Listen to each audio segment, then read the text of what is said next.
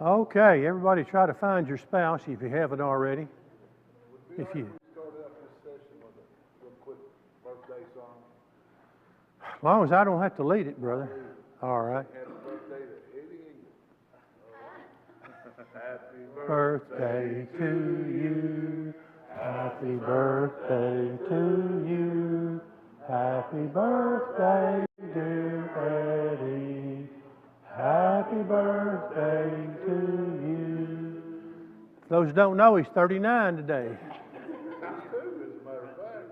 What's that? 39 times 2. There you go. That's true. That's right. Yeah. That's right.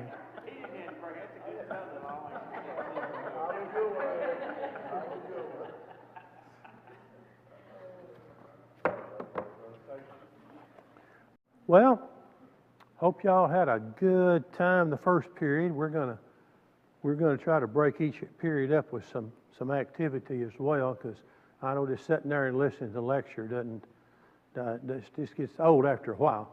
All right, what I've got up here, dynamic marriage. Just want to let you know it's available. Barbara and I don't get anything out of it. Okay, as far as we don't charge. We don't have any pay in it. But it's great. We recommend it. It's an organization called Family Dynamics, and they provide materials that you do have to pay for. It's, I think, about $145 a couple for materials, and that's the only cost. And we've got to have between 8 and 12 couples at any given location. We've done it before for other congregations. We've done it at North Lexington. We facilitate it. It is not a lecture. Okay, it's not like this weekend. It is interactive. There is homework. It is once a week for 9 weeks on a particular night of the week, whatever it is going to work out for everybody, about 2.5 hours per night. So some have called it intense, and it is, but it's really good. And as I said to the guys when we started our first session, whether your marriage is in trouble, whether your marriage is okay, or whether your marriage is great in your minds, it will be good for you. Recommend it completely. So, if there happen to be 8 to 12 couples who'd like to do that, just let us know anywhere. We're glad to go and do that. We just have to work out the 9 weeks where we can all be there together. But it's certainly well worth it. Again, you pay for the materials. That's the only cost to it. You get books, workbooks, audio material to listen to, and it is. It's good. It's much more than what we'll be able to cover in a weekend. We're just covering some high points, is what I told the men before. Okay, if I could get a couple of guys to help me hand these out. I know Kenny's already challenged us in our knowledge of each other, but this is an official one because you see at the top the Family Dynamics logo. So do not confer on this, okay, men and women? Everybody gets one. Everybody gets one. I'm sorry. Should have said that to begin with. Everybody gets one. Because this is all about her. How well do you know your wife? So she fills it out without you seeing it. You fill it out without her helping you. And we have a prize package chosen especially for you, for the winner, okay? So take this seriously. And it's even better than Valentine's candy, I promise you. So I'm going to be real quiet now for about 10 minutes and let you do that. Thank you.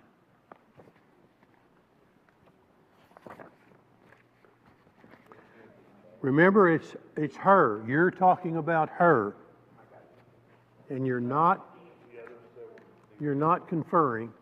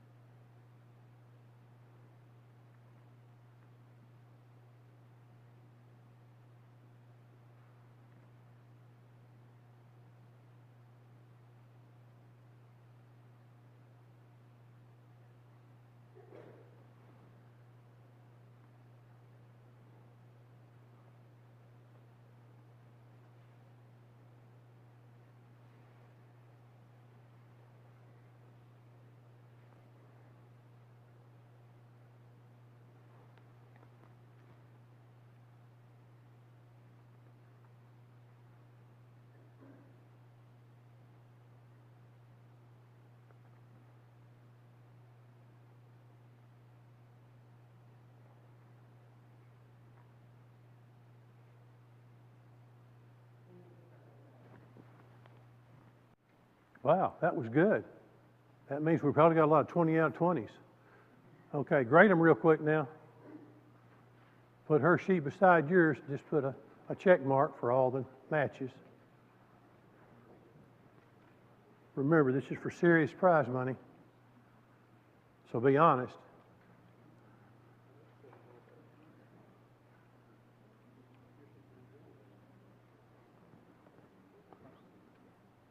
She's supposed to answer all about herself, correct? Right.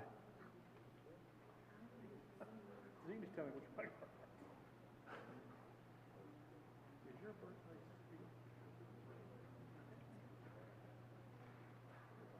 Yeah, everyone's supposed to answer.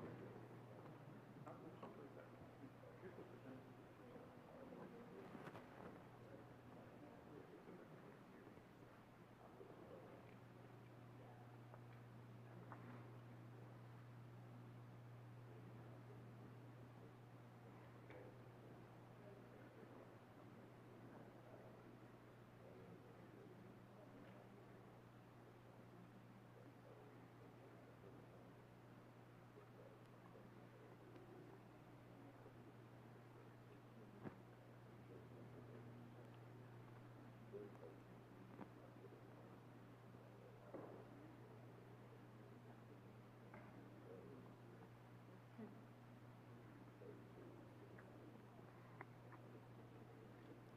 When you got them total, just look up forward and I'll know you're done.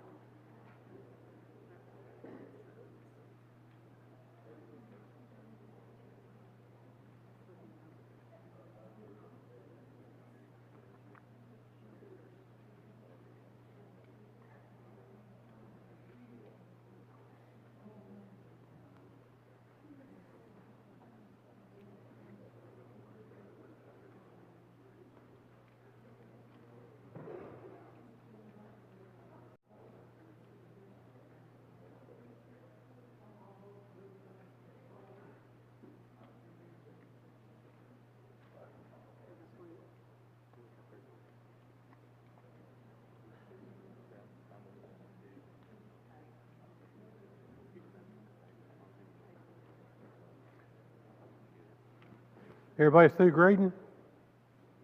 No? Okay.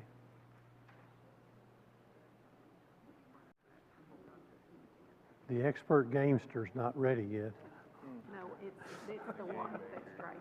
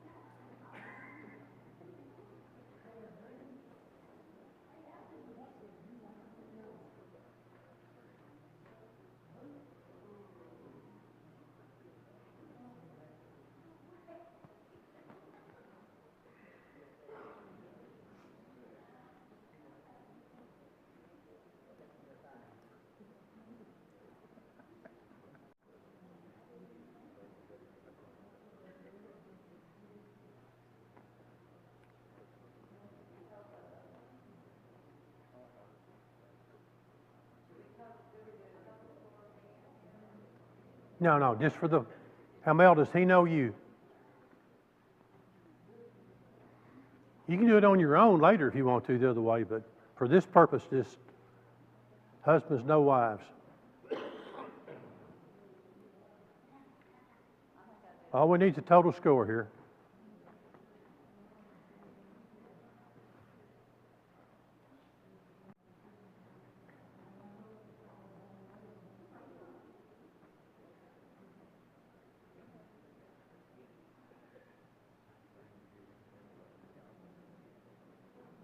Ready? Okay. Who got 20 out of 20? 19? Oh, 2 19s. All right, very good. Well, we won't have to go any further then.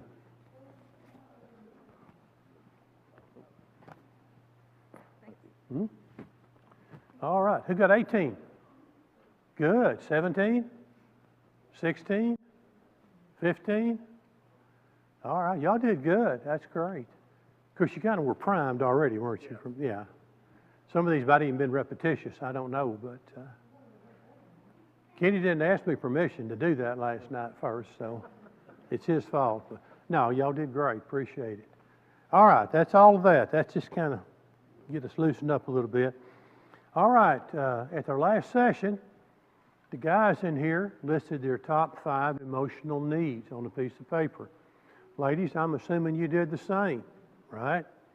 Okay, that is for the two of you to talk about in private, just some serious time in the future. So take that with you. If your spouse was not here, we have extra sheets we can give you. Take to your spouse, explain the process, and then talk to each other about it. I think it'll be very valuable. So we do have extra sheets if you want those. By the way, anything that we have, nothing that we have is copyrighted. So if you want a copy of anything, you say, oh, I'd like to have that slide right there or whatever, just let me know. Give me an email address or whatever, and you can have it all. That's no problem. So, I mentioned this. I've already talked about this, haven't I, this time? Okay, we'll go on then. I told the guys as we started our first session this morning that it's just such a vast amount of material that we could talk about, that I just try to pick out some of the more crucial things, some of the more important things that would be good for us that we could get to this weekend. So I chose communication for a couple of reasons. Communication is to love what blood is to the body, to keep a relationship going, and in particular to keep a husband and wife relationship going. If there's not communication, there's just not going to be good health. Just not the case.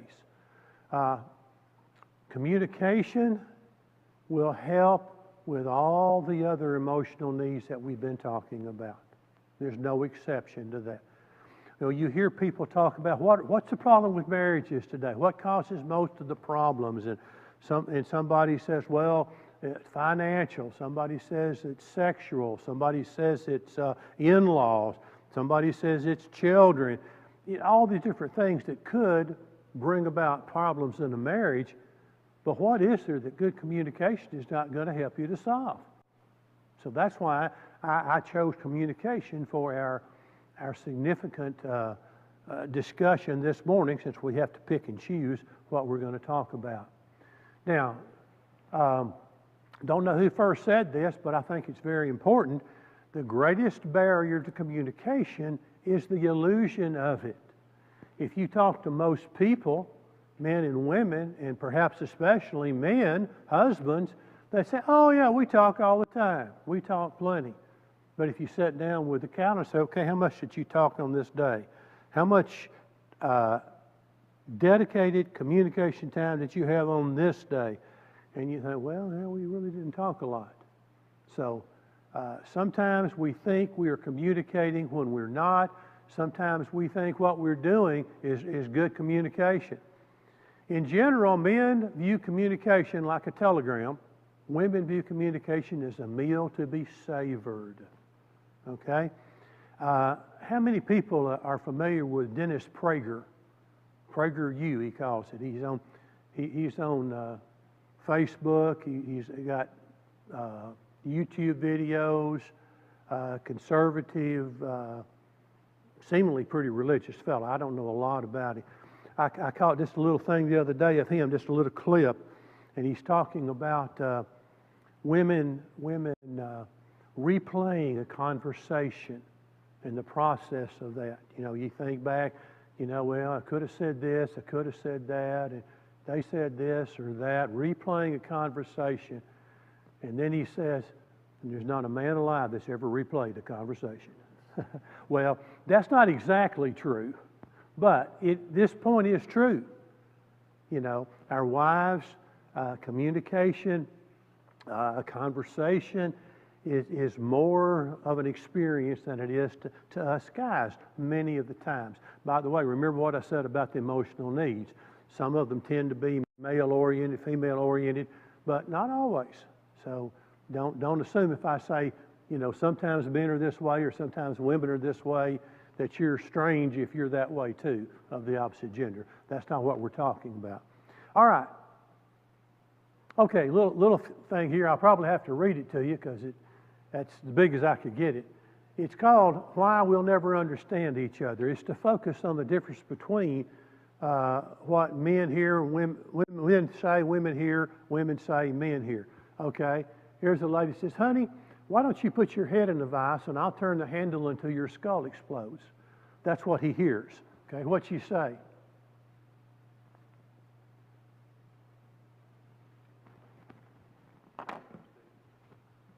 Oh, we did. Okay. Honey, why don't we turn off the TV and just talk? Okay? We hear different things sometimes because of our preconceptions. Okay?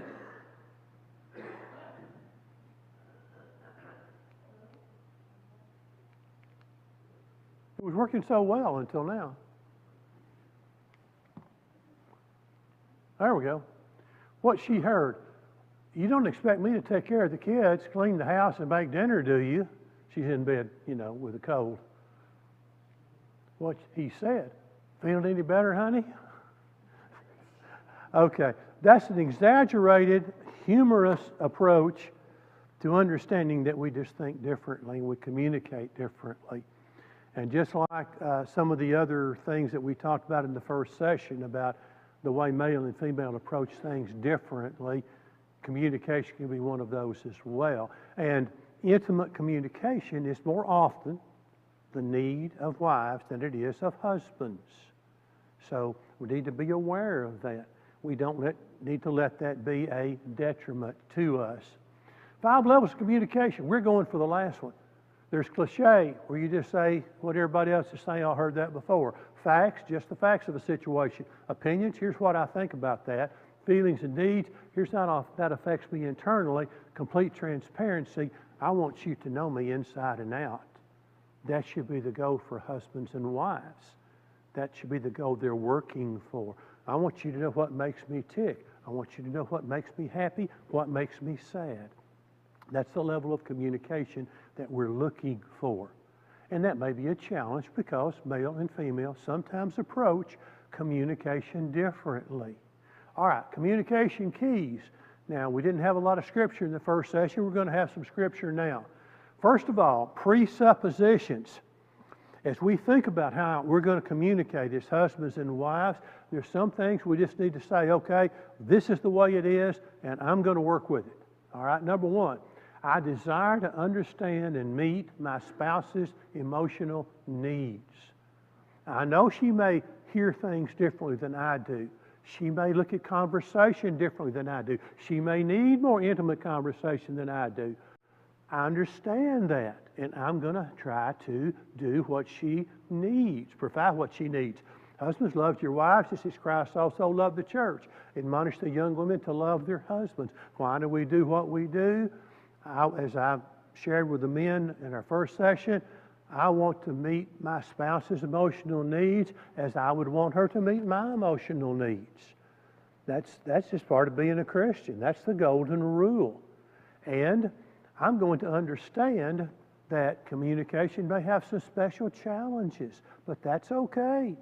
I'm going to meet those challenges, and I'm going to provide her, or I'm going to provide him, with the communication styles that we need.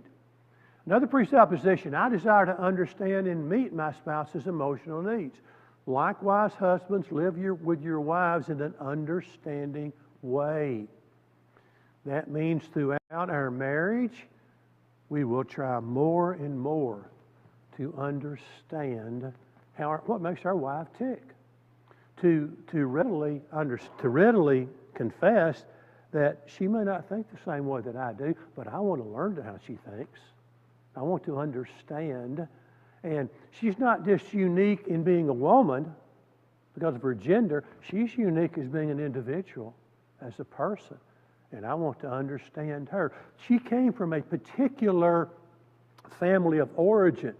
That's one of the big things in, not just in communication, but in marriage, family of origin. She grew up in this family, and here's the way she's always known families to act, to respond in these ways. That's the way they interact. And I came from another family of origin, and this is the way we responded. Okay, when we come together to form a new family, in some sense, we've left those behind. I want to understand how my spouse thinks. We're going to have our own family of origin, and we're going to try to understand each other and meet each other's communication needs. Presupposition, we agree to conclude all conversations positively. Truly important. And of course, Paul tells us, be angry and sin not. Do not let the sun go down on your wrath. Don't end a discussion, even if you don't come to a final conclusion. You don't come down to the answer. You say, well, we've got to work on this some more, but I love you just the same. That's the way you end it. Okay, not just at bedtime, but any time you say, okay, we've got to set this aside a while. And sometimes you do in conflict resolution, in communicating about something where you just haven't reached a decision yet. You're going to end on a positive note. We haven't solved it, but with the Lord's help, we will. That's the way you end it. As opposed to, well, I'm just not going to talk to you for a while. You know, that is a communication killer and can be a marriage killer. Okay, presupposition, I will carefully consider my words. I will think about it. When a conflict resolution opportunity comes up, I'll give it some thought beforehand so that I won't use any of those words that I know inflame the emotions of my spouse. The heart of the wise makes his speech judicious and adds persuasiveness to his lips. Proverbs 16:23.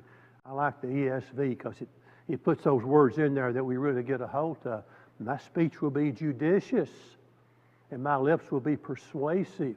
I'm going to think about what I'm going to say before I say it, both in an immediate sense, and also in a preparatory way.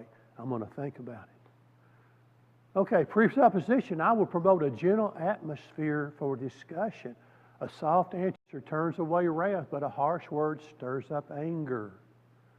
One counselor that I read about one time had a rule, and he called it rules for arguing, and one of them was that you speak in a tone that cannot be heard outside of your domicile.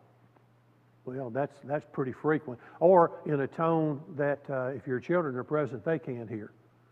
But I think this is a pretty good way to just put it right here. A soft answer turns away wrath.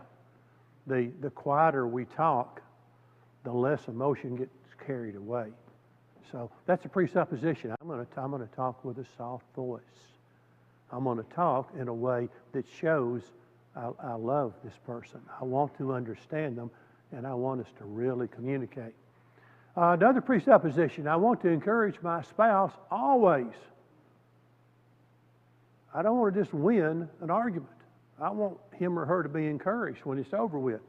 The heart of the wise, or the wise of heart, is called discerning. And sweetness of speech increases persuasiveness. Gracious words are like a honeycomb, sweetness to the soul and health to the body. Again, some of Solomon's words from Proverbs. So that's the way we want our communication to be, and especially when we're trying to deal with conflict resolution. Okay, another verse that goes right along with that is Ephesians 4:29, which applies to so many situations. Let no corrupting talk come out of your mouths, but only such as is good for building up or edifying, the translation, as fits the occasion, that it may give grace to those who hear. So that's what we want our communication to be. That's what we presuppose.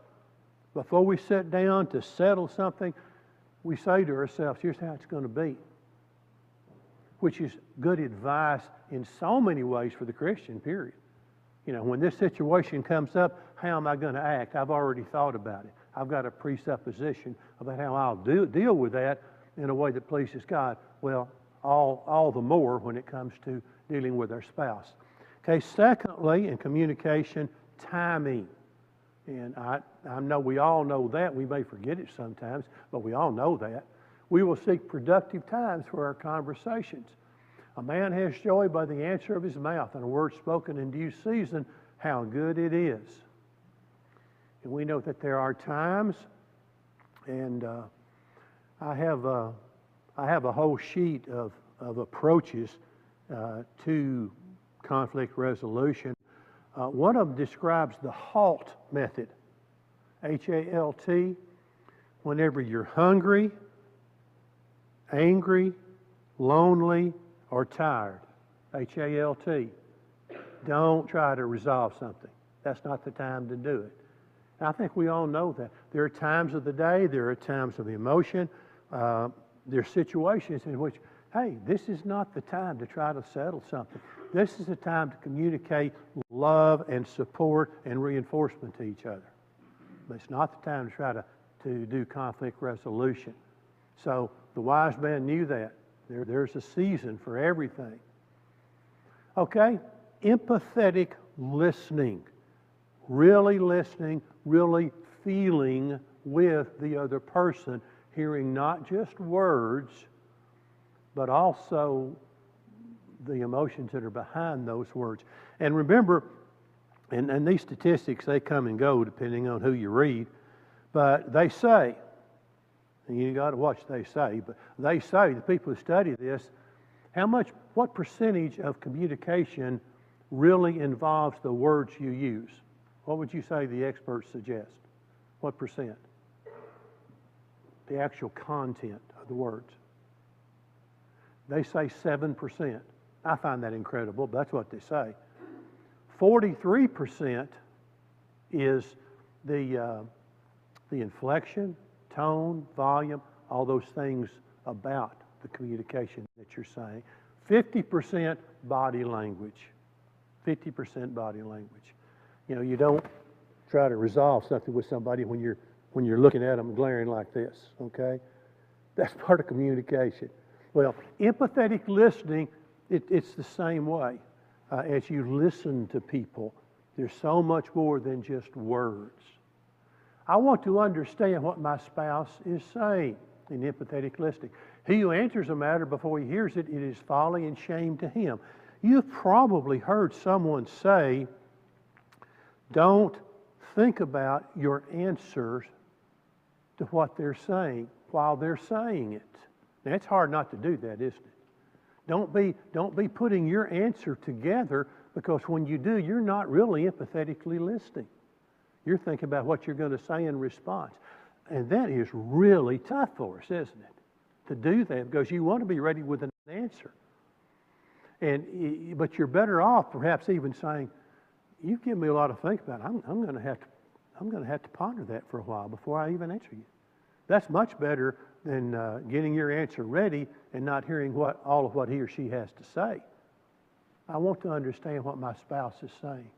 I will restrain my comments until after I hear and understand. Let every man be swift to hear, slow to speak, slow to wrath, James says. Again, good for so many of life's situations, but especially in marriage. I will commit to giving my spouse full attention. Incline your ear and hear the words of the wise, and apply your heart to my knowledge. I used the word this morning in our first session with the men, intentionality. That comes into play so much in communication, in listening. I intend to hear what is said.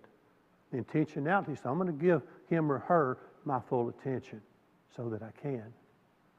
All right, non-verbal signals. Make eye contact. That tells somebody that you're listening, you want to hear, and you want to understand. Much better than looking away. Lean in a little bit. You know, when you're the more you're physically removed, the more there could be the suggestion. I'm kind of removed from this conversation. but you're leaning in. I want to hear. Like what Solomon said, incline your ear, not just because you're going deaf, but because you want to hear what they have to say, and you want to show that. All right, smile. Your facial gestures, that suggest your internal feelings to what your partner's saying. Use gestures. And of course, most of us, that comes natural, to help.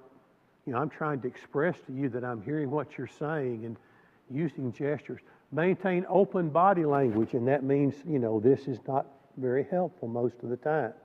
Not particularly comfortable either, but when you're leaning in and you're looking eye to eye and your ears where you can hear, it says, I care about what you're saying. I want to understand. Non-verbal signals.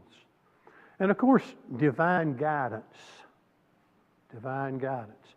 We will invite God to be active in our communication.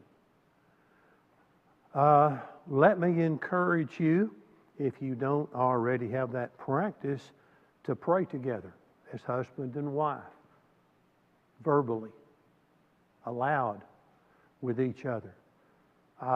Tremendous way to let you know what's on the other's hearts. Take each other's hands, and maybe once a day. Barbara and I have found that mid-afternoon, right around coffee break time, after we've had our coffee, pretty good time for that. But you are thinking about beforehand what you want to say, and then you share it. And it goes to God, but it also it goes to your spouse's ear and heart. I love the Lord because He has heard my voice and my pleas for mercy, because He inclined His ear to me. Therefore, I will call on Him as long as I live. So, in our communication, we'll pray to God. We'll pray for better communication, and we'll pray to God with those things that are on both of our hearts. Honesty. We will be completely honest with each other. Do not lie to one another, saying that you put off the old self with its practices. Paul told the Colossians, you're a new man, or as the case would be, a new woman. You put that old man to death. You're supposed to change spiritual clothes.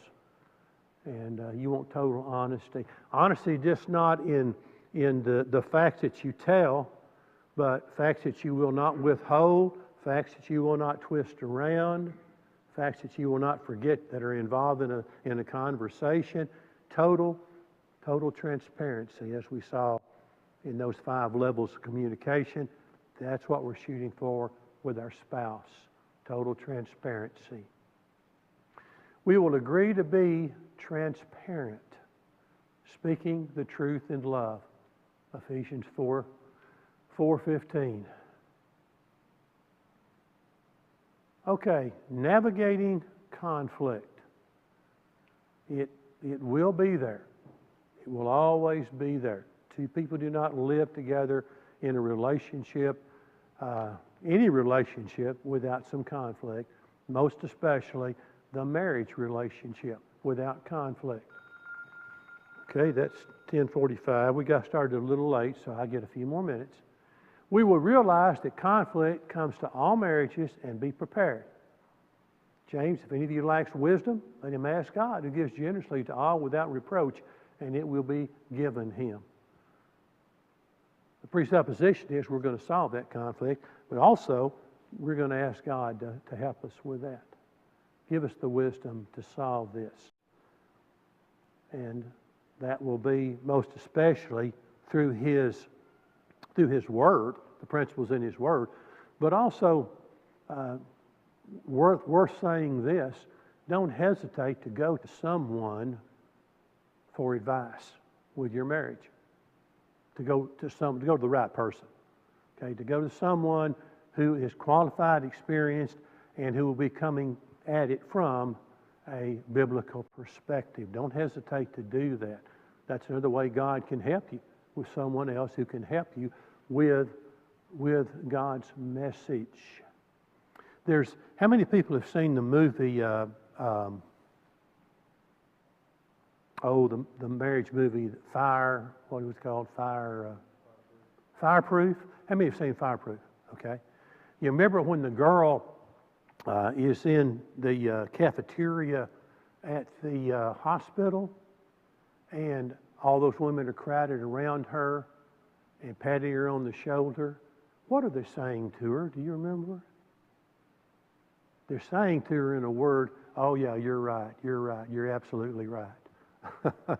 There's only one person that tries to give her some straight advice. Oh yeah, bless your heart, honey. He's all wrong and you're all right.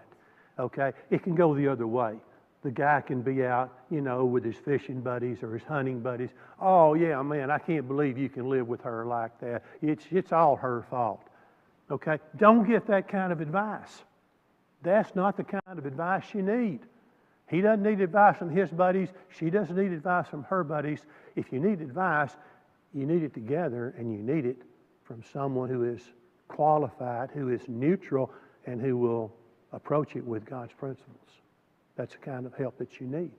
Don't hesitate to get that kind of help. That's one of God's ways of helping you if you lack wisdom. You can't figure something out. Okay, communication keys. Oh, that was the end of it. Very good. Okay. Any comments or questions? I'd like to give that at the end of each one.